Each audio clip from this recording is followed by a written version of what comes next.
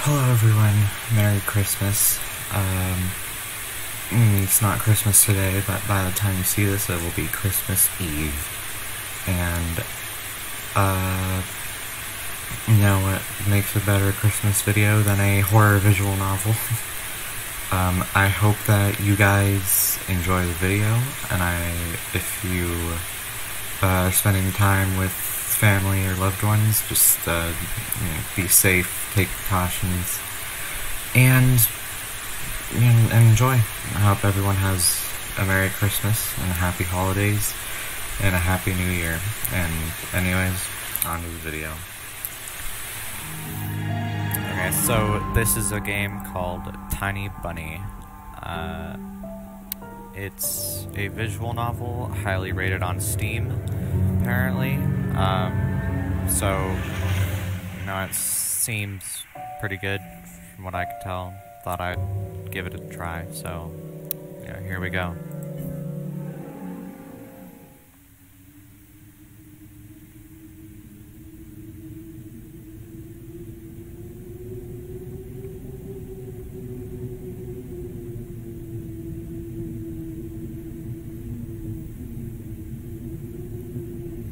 The wind clawed at my window all night long. It wandered the fields and howled like a hungry beast. An endless song weaved from all sorts of voices, shrill, gentle, sneery, twined in the air. They were shouting and laughing, arguing about something. Someone was running through the snow while casting long shadows that would occasionally creep close to my bed. Our house had a mind of its own, the creaky old mind of a building that had seen a lot in its days and was seemingly trying to share its wisdom with the inhabitants. God, I can't read. The lonely house faced the forest, and the dark green thicket gazed back with its hollow eyes, rustling, whizzing, swaying back and forth. One could come out and stand at the edge of the forest to reassure themselves that there was nobody behind the trees. Fuzzy silhouettes swaying in the wind couldn't possibly do any harm. It's just a play of light and shadow. Just a play. I knew it was just my imagination. I was already 12 after all. Still.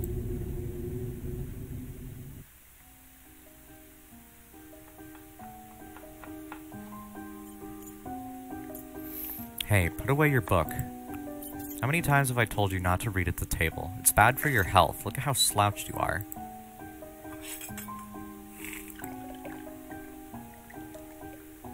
I didn't protest, and I put the book about Conan the Barbarian aside. I was stuck on a line I couldn't understand after reading it 3 times anyway. Olia had already finished her breakfast and was munching on some cookies. She was so enthusiastic she almost looked like your typical girl from commercials. You're not going anywhere until you finish all of it. I, on the other hand, was still trying to drill a hole in the plate with my eyes as if it would make the porridge disappear. Hazy anxiousness welled up inside, all because of the previous sleepless night, the black forest around our house and the gloomy wind. The longer I waited, the colder the lumpy white substance became. It looked like a jellyfish from the Cousteau Odyssey. I love that show. I wonder how horrifying the bottom of the ocean is, or how cold the black forest is at night. The spoon fell out of my hand. Mom showered me with a cold glare from her green eyes. What did I just say? I'll get it. Had 10 seconds to catch my breath before battling the nasty porridge once again. Hang on, I'm going to turn my audio up just a little bit.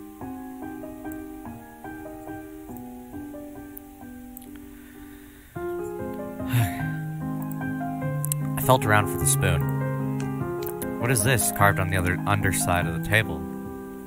Karina. Huh, that's my mom's name. I guess she carved it out with something pointy when she was little. She sure was a rascal damaging the furniture like that. She would scold me for a week if I did something similar, though. Should I remind her about it? No, she's been in a bit of a bad mood lately.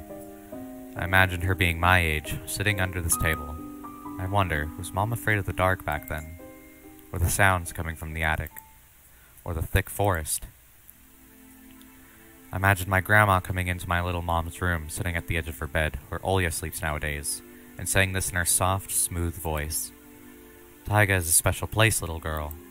It's watching you closely, sniffing you out. Trying to discern what kind of beast you are. If you're a good sort, it won't abandon you in times of trouble. But if you're a bad apple, it'll grab you by the side and drag you under the ground. And that would be it. Grandma was caring. She never fought with anybody, never yelled, never swore. Those were the times without the maddening screams until late at night, without smashed dishes and mutual accusations. Our parents used to love each other back then. I remember listening in on one of their conversations by chance. They were talking about Grandma getting prepared for her funeral. She had already bought a casket, and she called it her cute funeral box. It waited for its time in the closet, patiently. It was black, upholstered with neat-colored material on the inside. I saw it when my grandma was getting buried. The house didn't change since the time she was alive. Only all the photos were gone. Glass-covered pictures with gray faces of my ancestors. They all had a dead but watchful look in their eyes. I crawled out from under the table. Olya was done with her cookies and was looking at my share with like a sly woodland creature. I turned my gaze toward the frosted window. There were a lot of dark pines outside, but they didn't grab my attention. The pattern of frost formed a picture on the glass. Olya, look, it's a fox. Where? It almost looked like those optical illusion thingies they put on the back of student notebooks. A mixture of lines at first glance, but if you blur your vision a little bit and look under a certain angle. Not outside, on the window. Look, here's the nose, and here's... Hey, eat up. Yes, just a moment. I don't see anything. Hurry up, there's not much left. There it is, but it still doesn't look like one. And I'm telling you it does. Nuh-uh. It does. Stop it. These kids, I swear. Now I couldn't see the fox either. It disappeared. Went away. Only the frosty patterns, similar to stretched out nettle leaves, kept creeping up on the glass. My dad entered the kitchen with long, measured steps. I want to have a beard like his when I grow up. My mom would always ask jokingly, "Come on, shave it off, it stings." This was so long ago. Nowadays, rumbling doors and witty comebacks were an everyday occurrence. Olya always covers her ears whenever she hears something like, "What's the point in all this?" through the wall. "It's all for your sake," Dad would reply, "for the sake of our family." I always caught every sound in fear of hearing the most dreaded, the deadliest word that started with a D. D-I-V-O. Don't even want to finish it. It was scary to imagine that me and my little sister could be torn apart and taken into two different families. Anyway, your fox is nothing. I have an owl on my window. You and your owl talk again. You said you believed me just yesterday. Does anybody see my car keys? I remember leaving them on the windowsill. Right. Maybe you did, and maybe not. You're a grown man, a father of two, and still... Karina, please, stop. Just let me get ready in peace. Your keys are in the basket near the phone. Well, thank you very much. Anton, stop making a martyr out of yourself and finish eating already. And the owl? There was no owl. But there was one. It had giant glowing eyes. Olya sprung up from the chair and placed her hands on her little face, imitating a pair of eyes with her fingers the size of an apple each. Last year you had a bye-bye in your closet, and now this owl. But I saw it. Olya shifted her gaze back and forth from Dad to Mom to me, but couldn't find any support. Have you thought about befriending it? You know, like feeding it with imaginary mice? Don't bully our girl. She's just afraid to sleep alone because she's still little. Olya pouted her lips in rebellion and rushed into the hallway. The staircase that led to the second floor creaked. Mom gave Dad a strict look. Oh, that look in her eyes, it's so uncomfortable to be pinned under it. Dad just snorted in reply and left, ringing with the keys he just found. A minute had passed and the theme song from The Little Mermaid echoed through the house. It was stored on an incredibly worn-out cassette tape which Dad had already had to glue together once. It's so easy to fix objects by gluing them back together, for example. But how do you fix a relationship? Mom moved to the living room and I was left alone, anxiously stealing glances at the window. Olya had trouble sleeping ever since we moved to this house. She would toss and turn or curl up in a ball under her blanket. Sometimes she would jump up in the middle of the night and turn on the VCR. Cartoons helped take her mind off all the troubles we had with the move and our parents. And then Olya said she saw a giant flying monster outside her window. She became obsessed with it. Our parents did everything in their power. They tried to every little trick to get rid of those ridiculous fears. Olia refused to sleep alone and didn't believe that the owl was just one of her nightmares. After tonight, I was unsure of what to make of my sister's words, what to think of it myself. Can nightmares be infectious? Just last night, I couldn't get a wink of sleep and ended up thinking of what to expect in my new school. There were a couple of days before the beginning of a new term. My imagination drew long, twisting hallways that led to a classroom full of kids.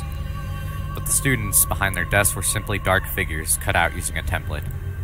Circular holes gaped in the middle of their faces, and pairs of eyes blinked inside those holes. It was as if some completely different creatures were looking at me from behind the flat black silhouettes. Their cruel glares, filled with icy sneers, made me shiver from head to toe. Will I survive here? Won't they gang up on me and beat me down, stomp on me with their bloodied shoes? Damn school can burn for all I care. I just wish for anything to happen to it, doesn't really matter what. I didn't want to go there that badly. I didn't want to see people who were just itching to smack me on the head, trip me up, think of a new offensive name for me, worse than the previous one. I felt like the glasses I wore made me an outsider or some sort of monster. My gaze slid across the drawings hanging on the walls. I couldn't consider myself a great artist, but Olia begged me to hang them. Drawing was the only thing that made me happy as of late. The small circle of friends I had also enjoyed my paintings, and they promised to call me from time to time.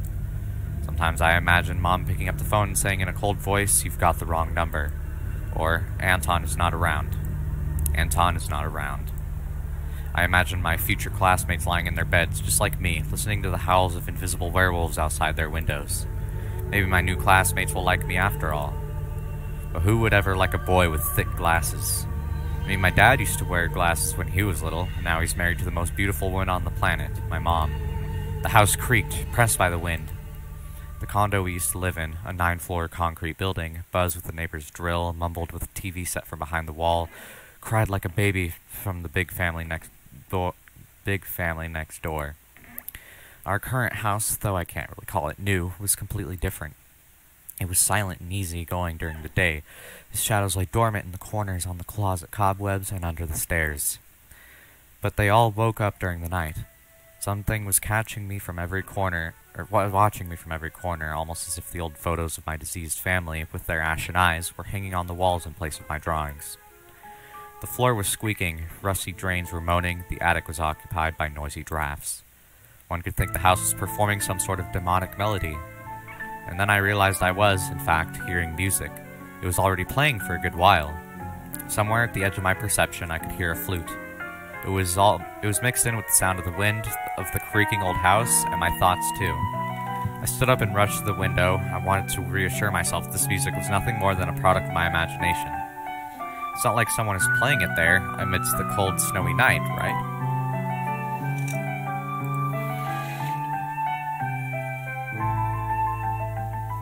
The soundtrack to this game slaps. Someone was dancing in the field. Black silhouettes I could barely make out, with the dark forest as their backup. They jumped around, basked in the moonlight, and bumped into piles of snow, rolled around and crawled on all fours. Stories about wolves playing under the moon came to mind, but these were clearly not wolves. They stood upright at times, circled around holding hands and whipping up snow, disappearing into the shadows for a brief moment and then not coming back.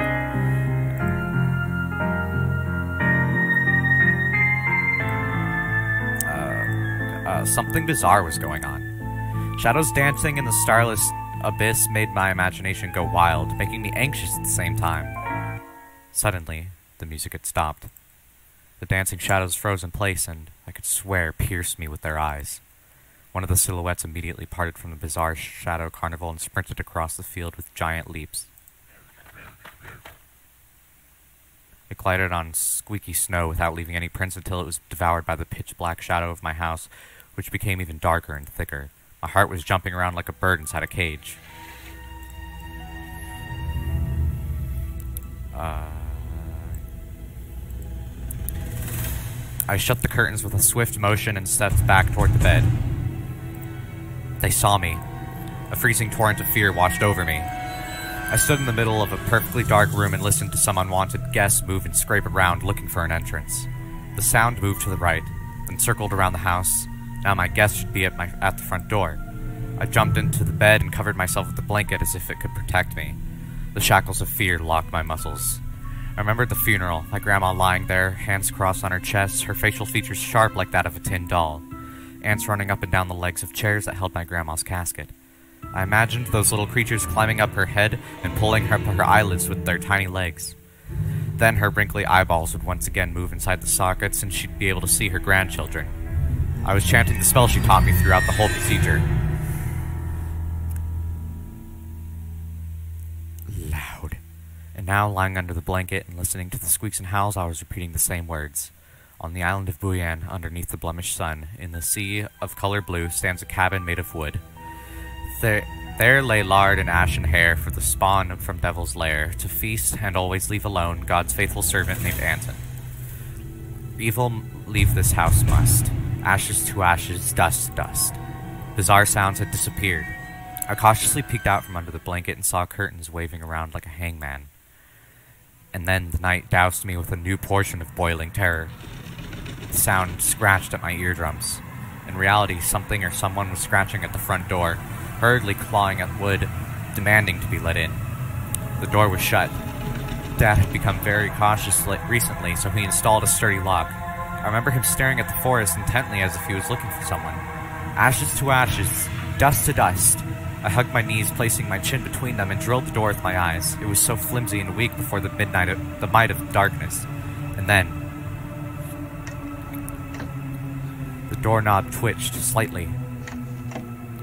And then it turned halfway, once, twice, as if the person who tried to enter had no hands. The doorknob tilted once more, and then started clicking violently. My jaw cramped from fear. My wet fingers clutched the blanket. The door creaked and opened. The wind taunted me, moaning inside the tin drains. Now you'll see. The door was wide open. The darkness writhed inside the carnivorous mouth of a doorway. Tony. It was as if the night itself was calling out to me, flapping its black wings and squeaking with rusty hinges.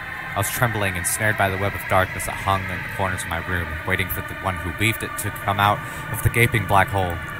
Tony. My abdomen tightened and my chest rose up, ready to exhale a desperate scream. But before I was able to do anything, the darkness asked me, "Tony, you asleep?" My sister's pale face protruded from the thick shadows. I almost screamed from relief. "Olya, I'm not sleeping. Did something happen?" Olya frowned and stuck out her lower lip, a clear sign that she was about to cry. It's there again, staring at me. Shoo her away, Tony, please. I'm so scared. The fear that was tormenting me just a minute ago crawled away and hid somewhere in my stomach. I needed to calm Olya down. It was just a dream, silly. Don't be scared. Dreams don't bite. No one's going to hurt you. Olya sobbed. She was trying her best to believe me. But was I sure myself? I have an idea. Let's go to your room and watch the video Sleeping Beauty, for example. You like that cartoon, don't you? Why does Sleeping Beauty have a prince and I have this scary bird? That question took me by surprise. Alright, let's watch Cinderella. My thoughts became tangled, fuzzy. What was that? What studied me with its eyes while dancing feverishly under the moon? The darkness was clinging to the window, and I couldn't be fooled by Grandma's old chants. Couldn't be satisfied with a feast of lard and long ashen hair. Tony, you coming? Yes, just a moment.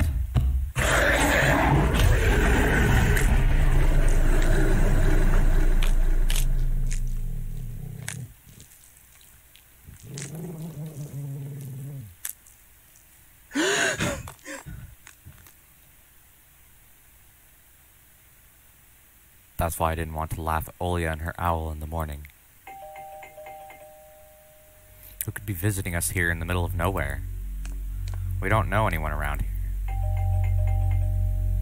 So persistent. I felt extremely unsettled just from a silly thought that our morning guest could have come from the woods. I could barely hear voices coming from the front door.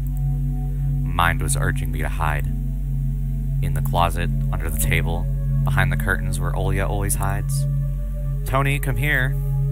I felt like kettlebells were tied to my feet, but still dragged them toward the hallway. A couple of policemen towered over me in the doorway.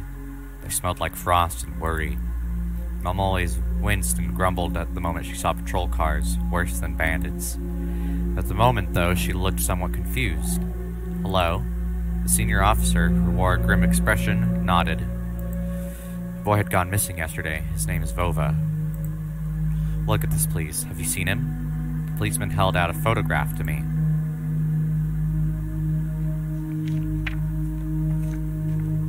There's a ginger boy around the age of elementary school playing with a wall carpet, pictured with a wall carpet as a backdrop.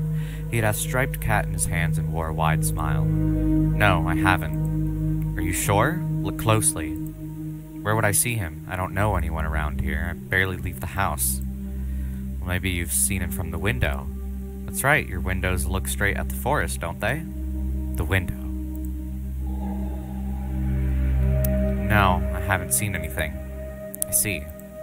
He sounded tired, but his eyes, his stare, long and heavy, was full of suspicion. I squirmed unwittingly under the weight of the guilt which his giant shadow cast over me. The policeman finally tore his eyes from me and glanced over the hallway, the stairway, and the cracks in the ceiling, which I haven't noticed before for some reason. How do you like your new place, by the way? Getting used to it? Bit by bit, it's just our little daughter misses the city a lot. Misses the city, huh? Have the locals been treating you well? Yes, everything is all right, thank you. The policeman pierced through me one more time with his gray eyes. My head started spinning. Can I help you somehow? I asked in that shaky voice to look like a polite boy and to end unpleasant conversation sooner. Now that I think about it, you look just like one of my nephews, little fella. He's a witty boy around your age, wears the same type of goggles. Always engrossed in reading those mystery novels. Told me he wants to enroll in police school when his family visited summer. Wanted to help other people just like me, see? Felt uncomfortable, as if a distant relative and not a police officer stood before me. You know what? Little boys like you should stay at home, steer away from trouble. The times have changed so much. Mom interjected in a cold voice. You don't say. Well then. What grade are you in, Tony boy? 6th. Have you met any friends so far? Not yet. I'll be going to school for the first time after the break. I'll leave you my number, just in case. Call me if you have any new info. Policemen were gone along with their shadows, the smell of cheap cologne and the photo of a smiling boy. His face still stood before my eyes. I wondered what it was like for him, being all alone, there. For some reason, I thought of the forest swaying in the wind. What did his poor parents feel? And what would my parents do if I'd gone missing? Would they cry and thrash around hysterically? Or would they accuse each other like they always do and forget about me eventually? This Vova, did he go missing in our forest? Seems like it. Poor child. I looked out the window at the road. The police UAZ drove off toward the village. The officer's nephew came to mind when I was splitting off old paint from the windowsill. I remembered all the teenage mystery novels from the Black Kitty series I've read this summer.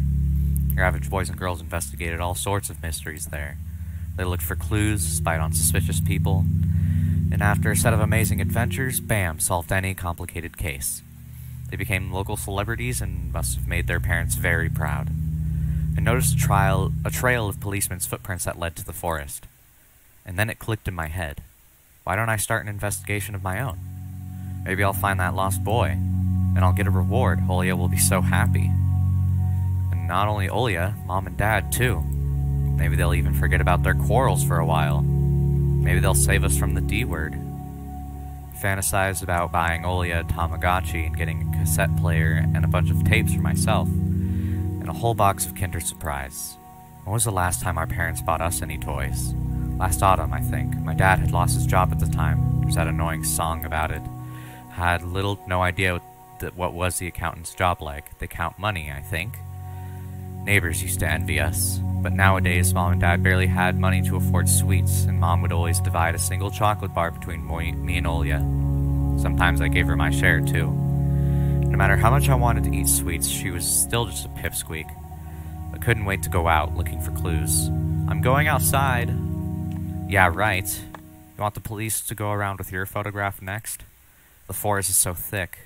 What if the boy got snatched up by wild animals or something even worse? Even worse, I echoed through the hallway. I won't go far. I'll stay away from the forest. Did you hear what I said, or should I repeat myself? Better go pack your school bag or play with Olia. The sound of splashing water came from the kitchen. It meant that the argument was over and Mom had the last word.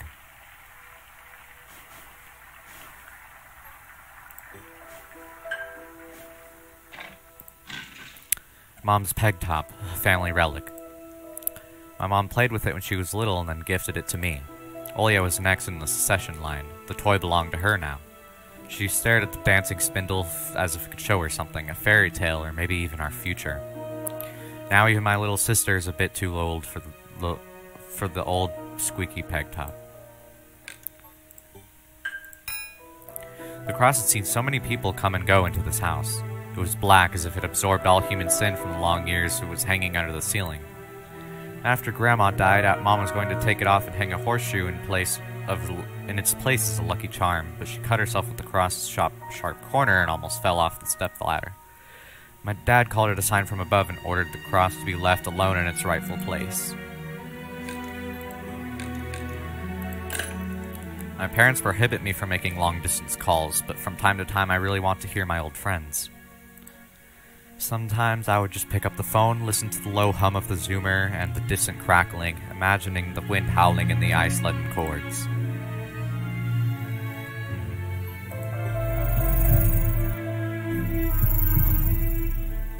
Save real quick. Okay,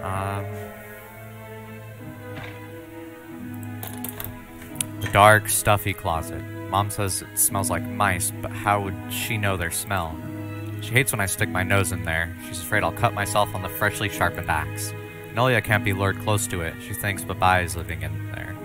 I tried to help her fight her fears once. I opened the door and turned on the dim lamps so she would see that there was nothing but cobwebs, dad's stools, and scratched walls.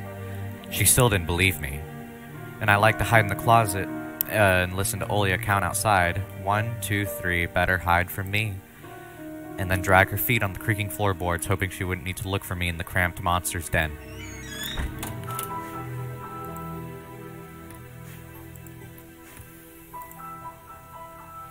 The side of an old ocean freezer was checkered with my childish drawings, Mom's recipes, and all kinds of stickers from bubblegum with dinosaurs that Olia liked so much.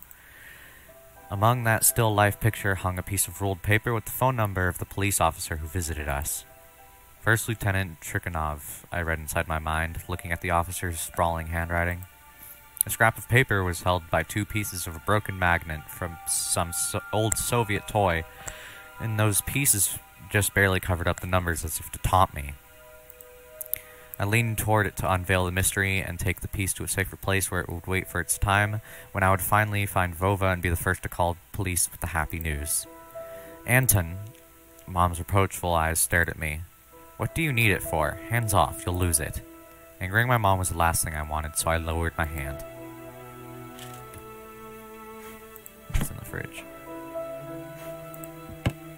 Grandma kept ice cream for me and Olia there, but now I can only see meat bits for soup and clumped together pelmeni. I grew to hate them already. Okay. Anton, I'll whip you if you make a single step out the door.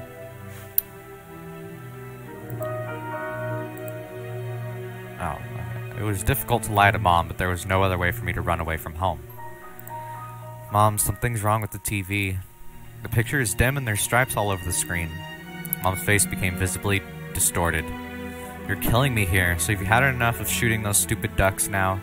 Told you the kinescope will go dim because of your console. Where will we find a TV technician in this hole, huh? Maybe it's just the settings. Please, go see for yourself. Strange, it worked fine in the morning. Maybe the snowfall caused it? Mom rubbed her hands clean on her apron and went to Olia's room.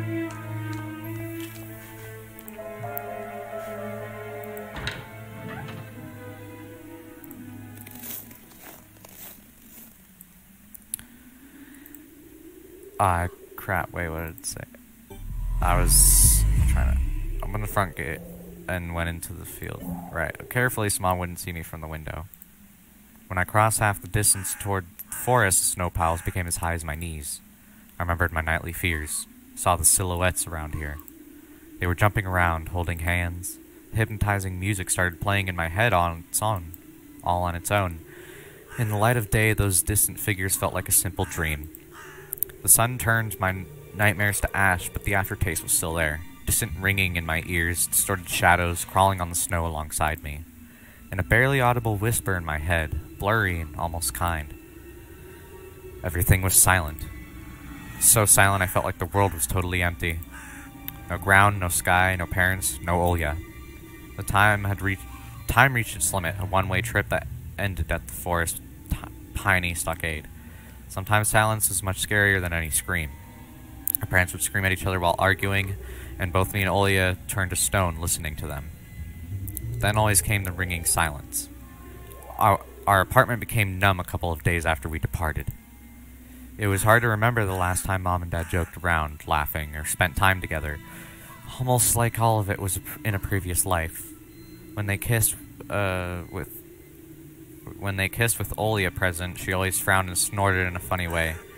But one day it all changed. Something important had left our home. Something scary filled the remaining void. It was as if a fire broke up and our parents were hurriedly packing our belongings, trying to save themselves and us. From who, though? From the people with dead, cold eyes who sometimes visited our previous home? The eyes that only saw balls of worms on black ground and everything. And somewhere far away a sign was going off, trying to warn us of the coming menace. I shuddered, chasing away my delusions, and looked around. There were only me, this white field, and the wind that was whipping up icy dust and belts of powdered snow. I squinted from the sun and turned my eyes to the sunless forest. It looked especially dark in contrast with the blinding whiteness. Knobby tree roots slithered under the snow like fat snakes. Rotten leaves and coniferous needles froze into the ice. Dry, prickly branches intertwined, bringing up uncomfortable thoughts about fences. Were they protecting the forest, or were they keeping something from breaking out? Some object was hanging from one of the pointy branches. I tried to get closer, drowning in snow, and when I almost got to the edge of the forest, I saw a knitted mitten. It looked like a wounded bird among the hungering semi-dark. Should I take it to the police? Their senior officer looked gloomy, but he still reminded me of Captain Casanova from my favorite TV show called The Streets of Broken Lights. He was always anxious, with a tired look in his eyes, but still brave and strong. Will this mitten help me find the lost boy? Vova. I heard a distant shout, looked like it came from the river. Vova. As if the trees were calling out to someone. Vova resounded closer to me. Someone was standing there behind the trees, hiding. Vova. I knew someone was looking for the lost boy, but still. Something was unsettling about that figure. Its stillness, how it was bent unnaturally toward the ground. Its blackness. There's no one there, just branches and roots. It's all just my imagination. A nearby bird flapped its wings loudly. A shadow split from the tree and disappeared from my sight. I looked away for just a moment, but when I turned my gaze back to the same place, it was gone. So it was my imagination after all. Silence reigned for a painfully long time.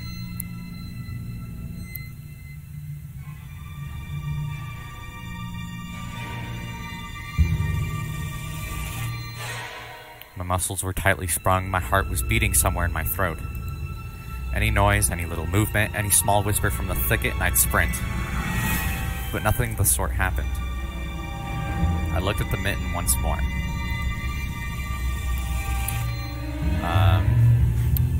You know, we're gonna take it. I decided to take the lonely mitten from the branch. Vova.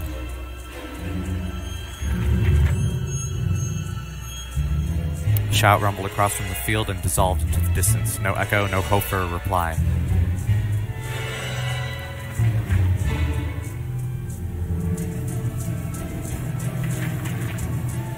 I stepped toward the bristly trees and tried to claim my find. It didn't budge. I pulled harder. The branch cracked and the mitten tore off, landing in my hand with a squishy sound. All too heavy, wet. I squeezed it without thinking, and something dark spilled from it, forming a tiny string between the mitten and the snow. Steam rose from the snow pile.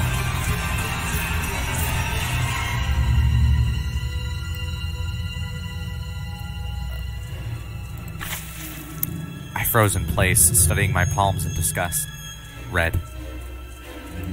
The sound of cracking branches invaded the silence. I didn't have to think twice before running away. Someone was chasing me from the darkness, breaking pine branches, closing the distance with giant leaps. Snow was slowing me down. Crazy thoughts flew through my mind. I'll get caught. They'll get me. I'll get dragged into the thicket. I'll be gone forever. But there was one more voice, probably one of reason. It gave me strength and spurred me on. You can do it. Don't stop. I heard an animal roar behind me. It was so loud my ears went numb. It felt like the sound had come from a pack of hungry beasts rather than a single one. Their nostrils sucked in freezing air. They sensed my fear. 2 giant wings flapped above my head. An enormous shadow flew over the clearing. A hoot, a wheeze. The roars were coming from all directions now. From the dried-up raspberry bush, from twisted pines, from under the windfall. Hurry, run, don't look back. It felt like I was inside a nightmare. The snowy clearing became vicious like quicksand. I was stuck in place. I pulled my leg from the mushy trap just to be caught in a new one, even deeper than before. I continued to drown, sinking deeper and deeper with every desperate push. Was the snow ever this sticky? I screamed in horror after realizing this wasn't snow. Someone or something in the snow pile was clutching my pants. I gathered all my strength and rushed forward. The pressure on my leg was gone, my boot slipped out of the hole, and my soles were on a hard surface again. I reached a clear path with one jump, and from there I ran to my house. Its gloomy facade didn't look threatening now. That house was my line of defense from the shadows that flapped their wings and the creatures that were hidden under the snow. I tripped over the doorstep and smashed into the door. In all my hurry, I still managed to notice claw marks, as if a dog was striking the woods with its paws, demanding to be let in so it could escape the cold. I hadn't noticed these marks when I was leaving. The heartbeat in my ears was much louder than my surroundings. I couldn't hear whether someone was following me or not. What if they were already in our front yard and Mom had locked the door? Drowning in fear, I pulled the doorknob and it obediently gave way. I rolled into the hallway and shut the door behind me. Porch planks creaked as my pursuers ascended the stairs. My fingers slipped off the lock and couldn't click it into place.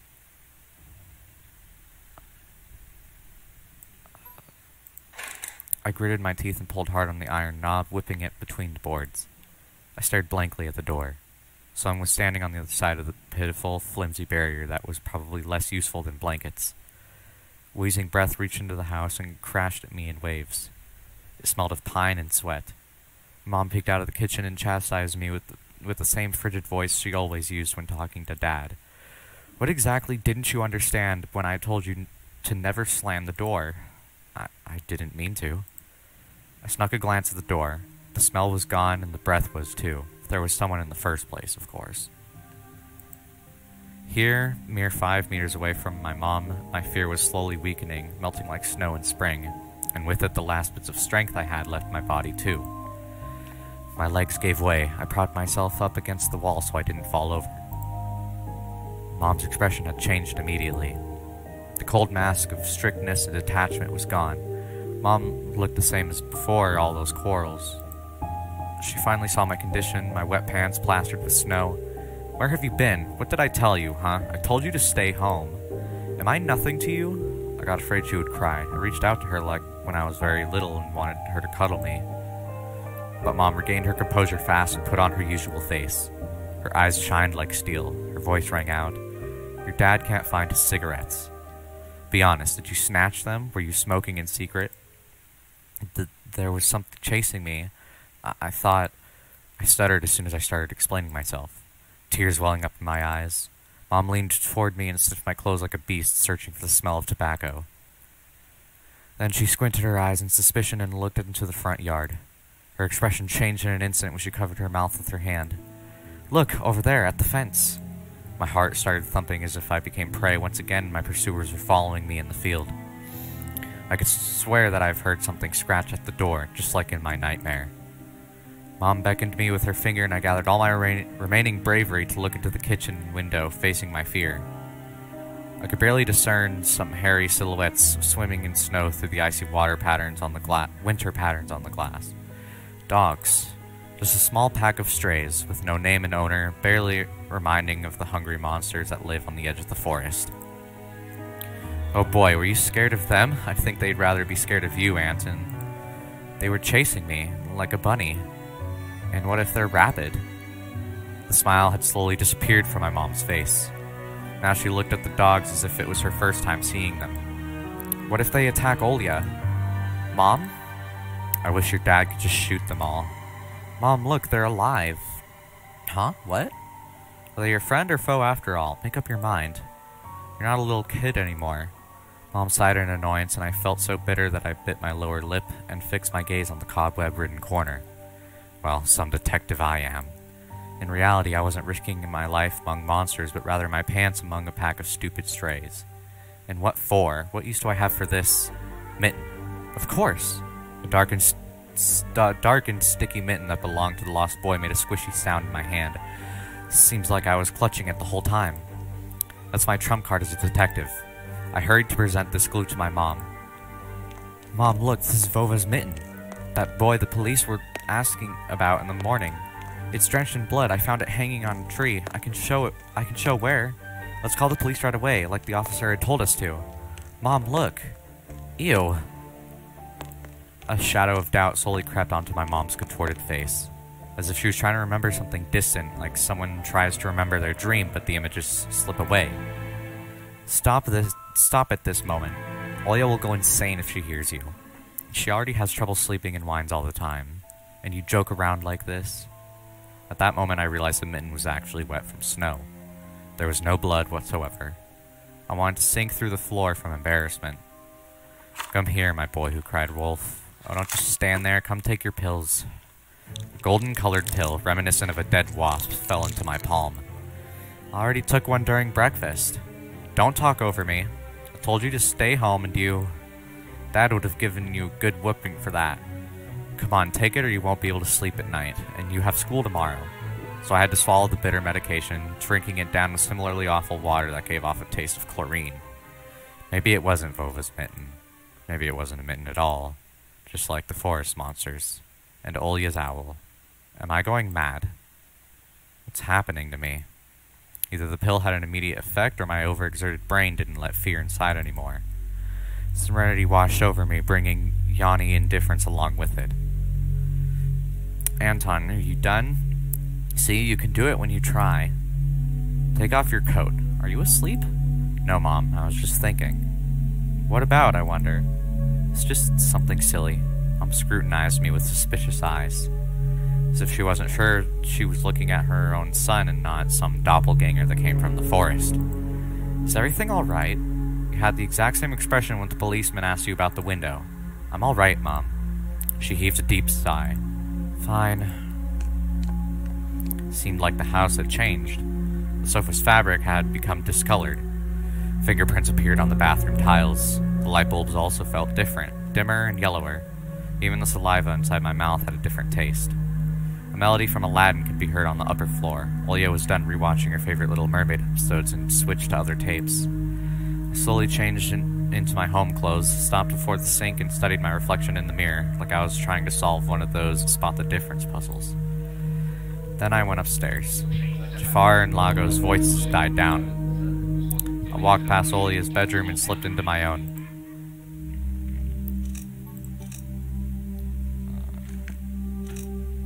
Oh, there's a person standing there. The forest didn't look as grim during the day. Tangled tree branches in the distance and the snowy field between our house and the forest brought sleepiness to my eyes. Sometimes I would still catch myself looking in the window at the icy treetops instead of doing my homework. I've dreamt of becoming an artist since Dad bought me my first comic book. Fly magazine was the coolest. I especially liked the big space-related edition with alien monsters and that funny episode about a gendarme. I started drawing all kinds of stuff that day, and I seemed to be getting pretty good at it. One of my letters even got published in Fly once. Maybe someday they'll even publish my comic. my Triceratops figurine. I know about all sorts of dinosaurs. Velociraptors, Aphrovenators, Hypsilophodonts. I remember going to the movies to see Jurassic Park when we still lived in the city and taking pictures of the T-Rex in the hall. It turned its head and roared. It was awesome. Next to it was a Robotech Transformer. I love this cartoon. When a jet fighter speeds up in the intro among the sounds of blaster fire, you know your next 20 minutes will surely be amazing. Zentradi space station is captured. Rick, get ready for battle.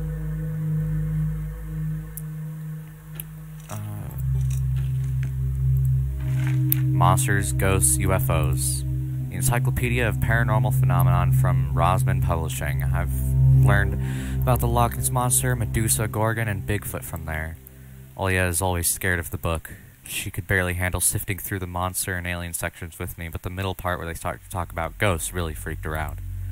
I even remember hunting ghosts after I'd read that book. I measured the distance between items on my table every morning and checked to see if they moved due to some supernatural force come in the morning. They didn't. But to be honest, what was I expecting? To meet Casper the ghost? One of the drawers was empty. I hid the mitten there. This simple action drained the last bit of strength from me. I sat on the bed, and only then I noticed there was someone behind the curtains. My tired hand dropped the sheets. Whether it was due to medication I took or the stress I underwent, the room began to contort as if the wind was blowing the walls out like a pair of sails. The room's corners bent and undulated.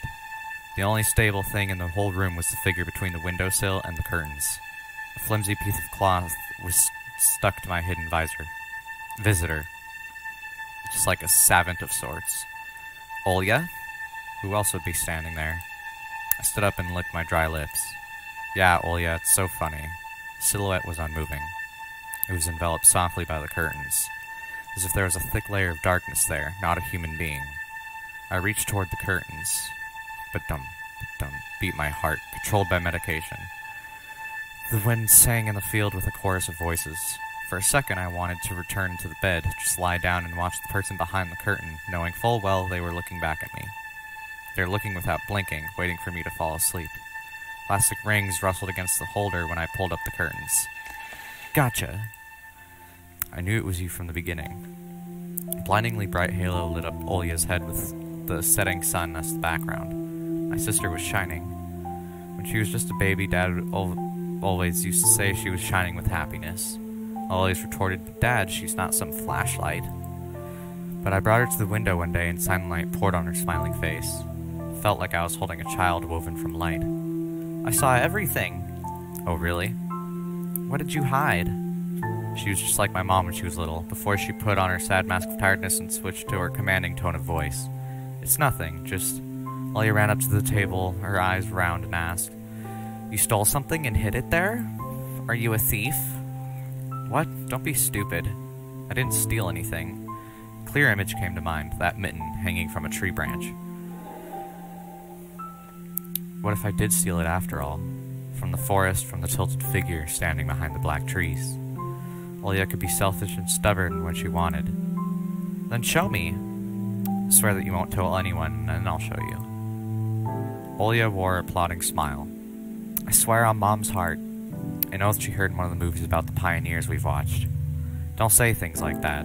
Olya nodded and made a gesture with her hand, locking her mouth with an imaginary key. She was filled with curiosity that was splashing in her giant eyes. I opened the drawer and Olya leaned in, holding her breath. It looked like there was not just a simple mitten, but some sort of exotic critter. Is this someone's mitten? She asked. She said that as if she couldn't understand what she saw. A certain boy lost it and got lost himself. Now you do understand how dangerous it is for kids to wander to the forest, right? He must be really cold out there. Will they find him? They will. Police are going house to house, showing his photo to everybody. Olya traversed the room with care and pressed her tiny palms against the window. And why are they going to the houses and not the forest? Are they scared? The question caught me off guard. The police aren't scared of anything. Yeah, right, flashed in my clouded mind. Did they really check every nook and cranny where darkness, cold, and whispers of icy branches dwell? If that's the case, how did they miss the mitten? Or did it appear later? For me. I changed the topic, as if trying to get Olya as far away as possible from the forest thicket. We may get a reward if I go and find this boy myself. A lot of stuff, like in Field of Wonders. Sounds cool, right? Olya wasn't listening to me. She was piercing the forest with incredibly adult eyes, uncharacteristic for her. What if the owl got him? Nonsense, an owl won't be able to lift a human. But you know what? She was picking my words with utmost care. Or I was picking my words with utmost care. I forced them out of my overexerted brain. Stay away from the forest. I think it's... how should I put it? It's cursed or something. Just like in a fairy tale? No, not like that. More like in that spooky tape Mom and Dad are hiding from us. Olya shivered and stole a glance at the window. I saw you running away. Someone was chasing you? No, it's just I was hurrying back home so Mom wouldn't be worried. As I looked at my sister, my heart was tearing apart. She was so fragile. It was so easy to stifle her light. A gust of wind and her small fire would be gone. You're lucky. Mom won't even let me go outside. I'm like a princess in the tower. Can't go anywhere. I'll die from boredom here. You're wrong. No one's ever died of boredom. And you have me and your cartoons, and Mom and Dad will be good to each other soon. You know what I would wish for on my next birthday? I'd wish for Mom and Dad to turn into children so we could go and play together like we used to. Yeah, and if you make them small as Bug, we could place them in a little box. Olya giggled and tugged at my sleeve. Tony, let's go watch Aladdin. Fatigue won over my desire to be with my little sister. I was washed over by some sort of heinous apathy. I'm too tired. I don't want to. Come on. It's so boring alone, and Mama's always busy. We can pick a cartoon you haven't seen before. I know all of our tapes by heart at this point. Not all of them. You haven't watched Peter Pan. Remember how you fell asleep in the middle of it? And so much happens after that. Let's go, let's go. Maybe a bit later. Should I tell you how it ends? Let's leave that for tomorrow. I won't tell you tomorrow.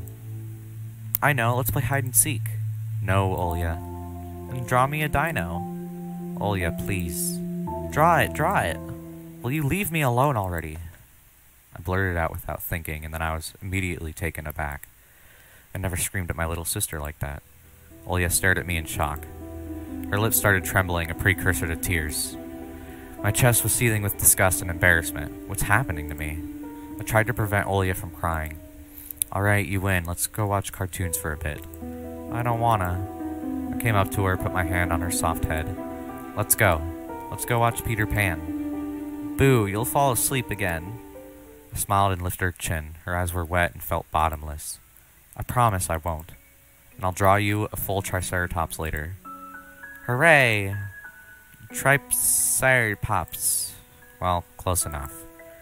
Olya rubbed her eyes with the sleeve of her pajamas, and a shining smile returned to her face. I'll go ask Mom for condensed milk and bread and you rewind the tape.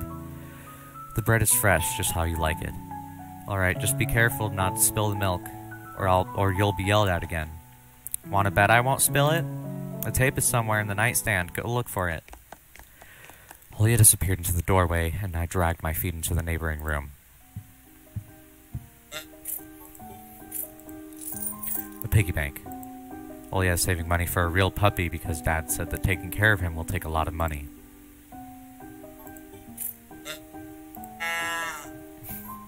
Olya has countless toys. An old teddy bear is the main attraction here. Olya doesn't sleep without it. And she digs her nose into its fur when she sleeps.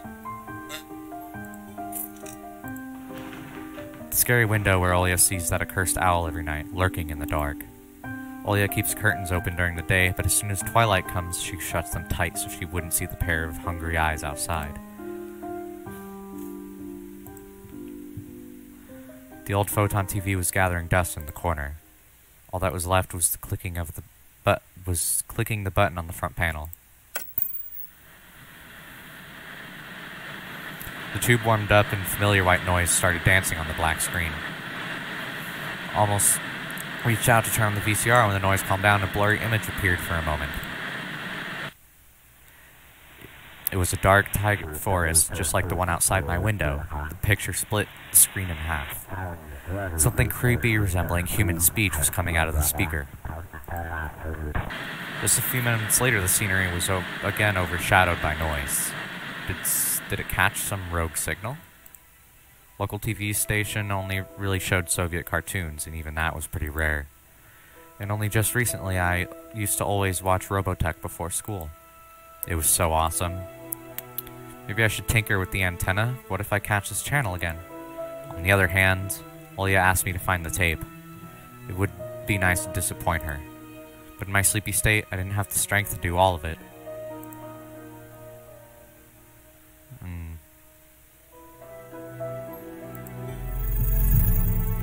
Yeah, I'm gonna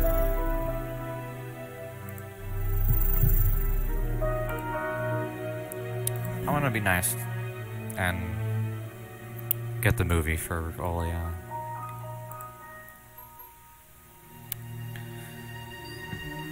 I sifted through the shelves full of dolls and blue hippos from Kinder Surprise. I found the tape I needed thanks to its shabby spine. I got the black rectangle from its box. The tape inside it rustled while rewinding to the beginning. This rustle was lulling me to sleep. Drowsiness attacked me while I was squatting before the TV. Images whirled inside my head, Olya flying above the forest, tumbling in the soft clouds. My little sister is laughing, but her smile becomes more and more focused with every passing second. I notice that the clouds underneath us part, bearing the bristly pine tops. Swampy darkness slurped among the trees. The winds were no longer able to hold us and Olya. You haven't started without me, have you? My sister brought the tray with unevenly cut bread and a whole can of condensed milk. I rubbed my eyes. No, come sit. Mom and Dad are arguing again. They're going through rough times. Rough times are lame. On the screen, Wendy was hiding Peter Pan's shadow in the dresser. Olya was entertained by the cartoonish dog Nana.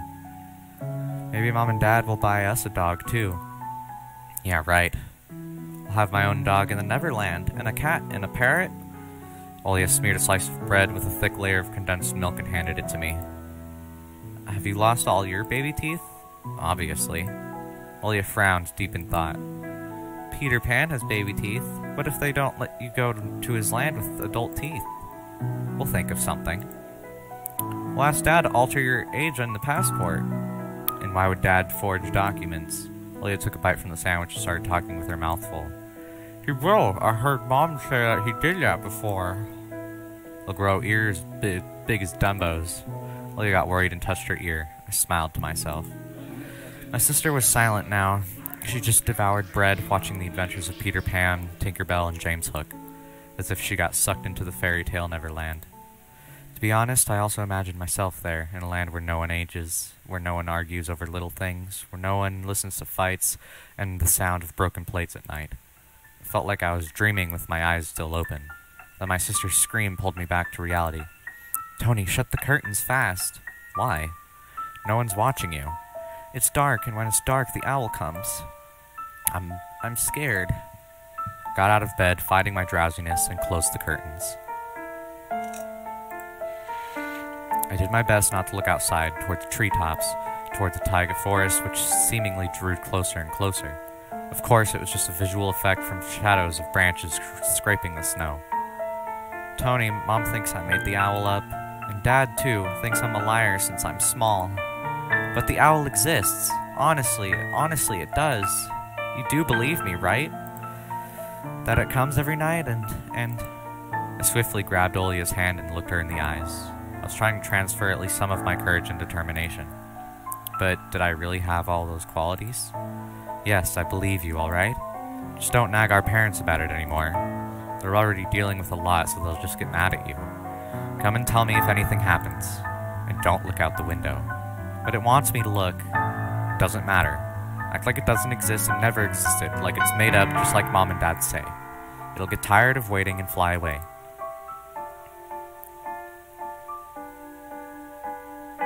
It was madness, but after everything that's happened recently, I was more and more inclined to believe Olya's owl existed.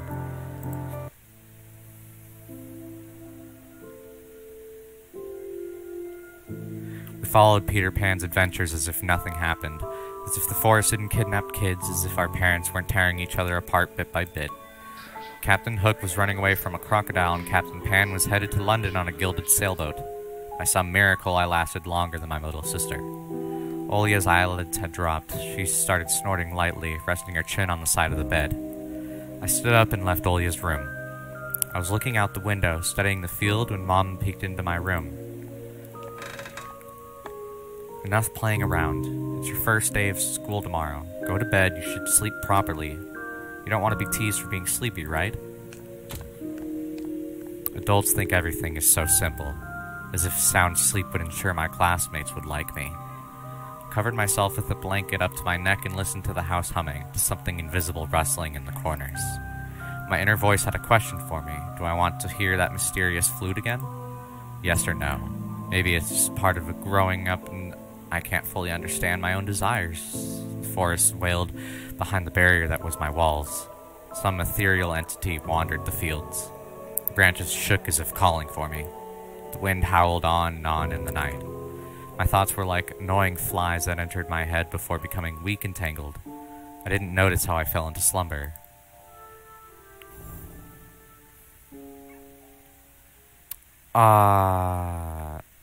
Episode 1 of Tiny Bunny. I did enjoy it. I do want to know what happens next. And I'm glad that you're working on a continuation. Well, I thought there was more of it, but it appears that that was it.